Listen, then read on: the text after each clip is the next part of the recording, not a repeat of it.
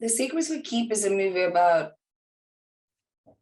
forgiving yourself for something that's been growing in you for ages, and how you can release yourself and overcome a trauma, and if it's possible to heal, and if revenge is a solution. And we are investigating those subjects and those feelings and I did a lot of research. So I think for the audience, is does revenge work? Can you heal? Can you mend from an emotional trauma that are that deep?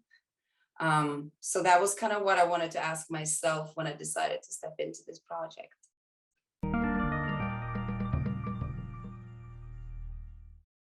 It felt really important to make it feel realistic. We did a lot of research, and I really wanted to go deep into what this kind of trauma does to someone, and memories, and how you can remember something and block out certain things.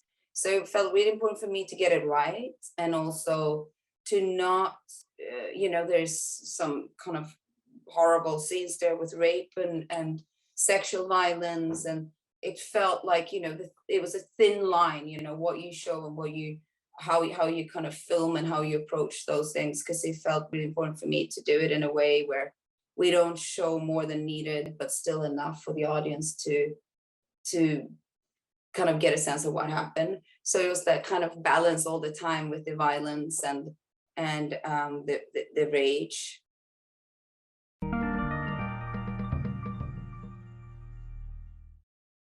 Incredible. He's my friend, and we've been trying to find something to do for years, and this thing came along, and I was really kind of a part of the process of rewriting it and working on the script, and it was kind of a dream coming through to be trapped in that basement with Joel. Going back to our roots. We both started doing lots of theater, stage work in Sweden. So this almost felt like a play. And because we know each other so well and we trust each other, we could really kind of dive into it, and we didn't need to be polite and dance the dance of being like, are you okay? We could just go straight into it. So it was it made it even more painful, but also more fun, I would say.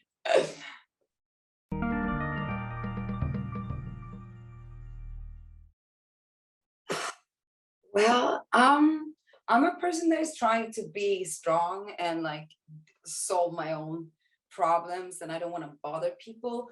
So I would say I would probably hold on to, the self-solution a little bit longer than Maya.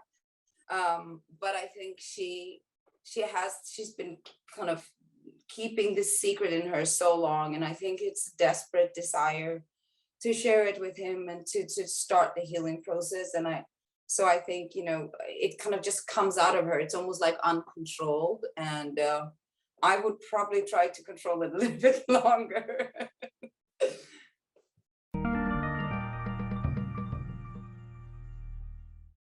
My favorite genre is drama, and I love drama, and I've been doing more drama lately.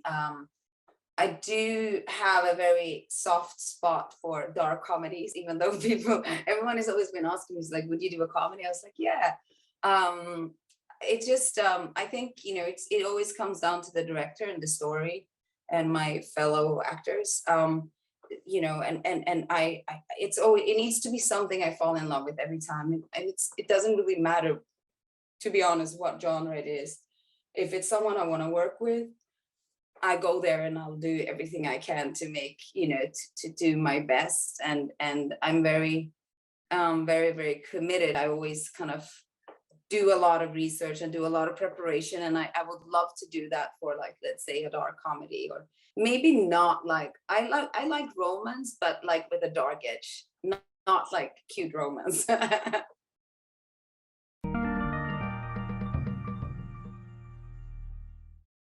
I've been really lucky and blessed. I've been working nonstop since, for I think a year and a half. I haven't really stopped, and but obviously I haven't been able to travel. I haven't been able to leave set and go home to my son. So there was kind of periods of months when I couldn't see my boy, which was, painful. And a lot of people around me suffered a lot, and people lost family members. So, on an emotional level, it's been a very brutal and strange time.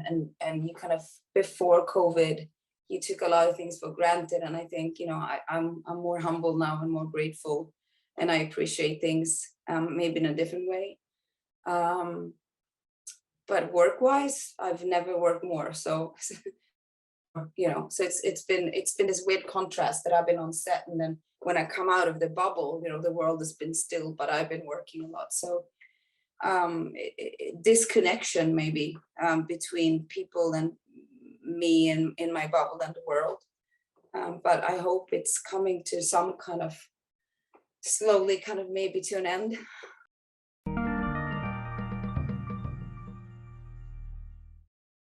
Well, I'm so in love with your country, to be honest. I would love to come back. I've been wanting to come back for years. I was actually planning a trip before COVID, and then everything just shut down. So hopefully I can come soon.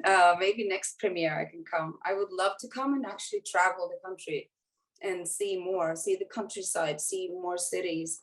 I'm a huge fan of Japanese fashion and Japanese music. I love a rapper called Ko and Japanese films. I haven't seen Drive My Car. I'm dying to see it, but obviously Spirited Away and my friend Totoro, and it's you have such a strong sense of its style, and I feel like almost everything we get here on this side of the world that comes from you is so beautifully crafted and specific, and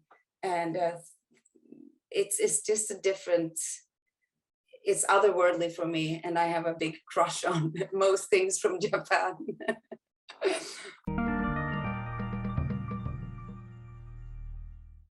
I live in London, so I'm in my hometown finally. I'm promoting Lamb still. It's coming out. I'm going to Gothenburg Film Festival next week, I think, or the week after.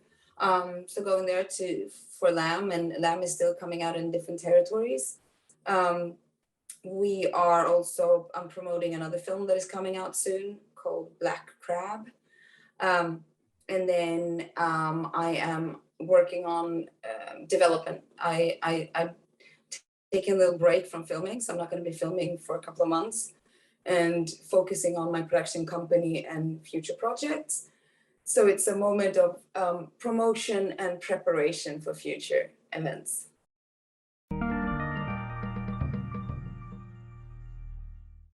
Hi, I'm Nomi Rapace. My film Secret We Keep is coming out February 18th. It's a film about Maya, who is a Romanian woman who lives in the US in 1953. And one day the past comes back to her, and she needs to deal with things that she never dealt with. And it turns into quite dangerous events. Meet in it.